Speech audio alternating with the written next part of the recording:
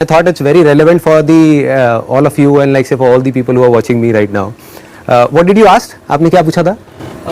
कि सर जब आपने स्टार्ट किया तो आपको सपोर्ट मिला या? हाँ, और एक आपने पूछा था कि अगर आपको डर नहीं लगता कि आपका आइडिया कोई कॉपी कर लेगा तो क्या होगा? जब आपने शुरू किया था आपको डर नहीं लगा कि अगर आपका बिजनेस आइडिया किसी ने कॉपी कर लिया तो क्या होगा? हाँ. तो मेरे अंदर से स्पॉन्टेनियसली एक आंसर निकल के आया कि मुझे डरने का टाइम ही नहीं मिला. Very good. I was so busy. और ये बिल्कुल सच है. मैंने यही बोला, मतलब अंदर से एकदम से निकल के आया. ही आस्क्ड मी और मैंने कहा टाइम ही नहीं मिला डरने का, मैं क्या करूं? ये सब जो हमारी प्रॉब्लम्स हैं, whether it's related to fear और सक्सेस और ये और वो, ये सारी चीजें, इन सब चीजों का जवाब आज से हजारों साल पहले भगवत गीता के अंदर एक लाइन में क्लियर तरीके से बताया हुआ है. प्रॉब्लम क्या है कि हमको वो लाइन समझ नहीं आ रही. मुझे भी समझ नहीं आई थी जब मैंने पहली बार सुनी थी. वो लाइन क्या है आप सबको पता होगा कि कर्म किए जा, फल की इच्छा मत कर. जब मैंने पहली बार महाफलेषु कदाचन. जब मैंने पहली बार इसको सुना, मैंने कहा यार कर्म किए जा, फल की इच्छा मत कर, इसका मतलब तो यही हुआ ना कि ये तो बकवास है. क्योंकि आज के टाइम में अगर हम देखें अपने आसपास में तो इसका एग्जैक्ट ऑपोजिट हो रहा है. सबसे ज्यादा मेहनत कौन कर रहा है? एक रिक्शे वाला कर रहा है कि नहीं? और उसको क्या फल मिल रहा है? कुछ भी नहीं. और ऐसे बहुत सारे लोग हैं जो बहुत मेहनत कर रहे हैं, उनको रिजल्ट कुछ भी नहीं मिल रहा. तो खेल है क्या? खेल क्या है कि हम इसको बारीकी से समझ नहीं पाए. मैं भी समझ नहीं पाया था.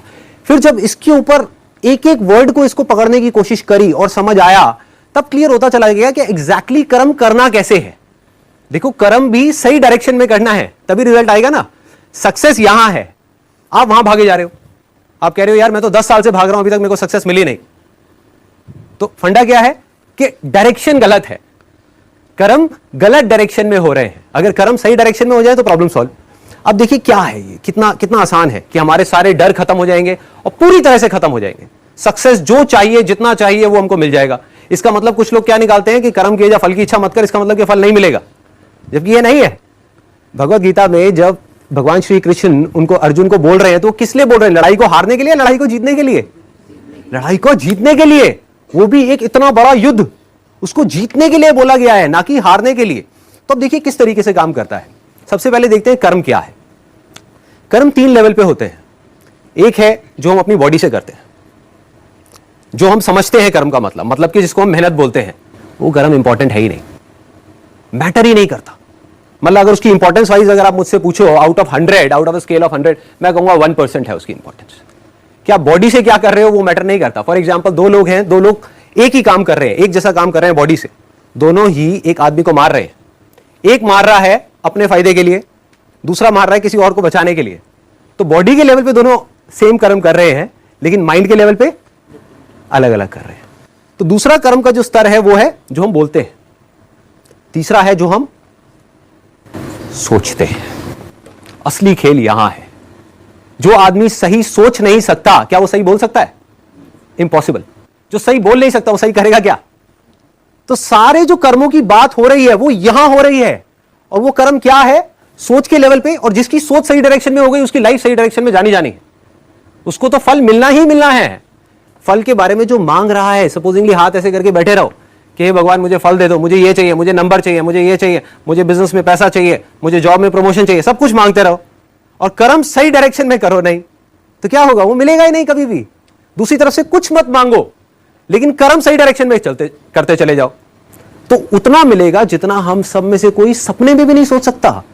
देखो, लाइफ का फंडा पता है क्या है? मेरी लाइफ का एक्सपीरियंस क्या कहता है कि जब तक जो चीज नहीं मिली होती, जब तक सक्सेस की खेल शुरू नहीं होता ना, तब तक तो हमको लग रहा होता है कि यार ये भी हो जाए तो बहुत है, ये भी हो जाए तो बहुत है. एक बार वो खेल शुरू होता है, जब उसका खेल शुरू होता है ना, तो इतना आता है, इतना आता है, इतना आता है जितना हम सपने में भी नहीं सोच सकते.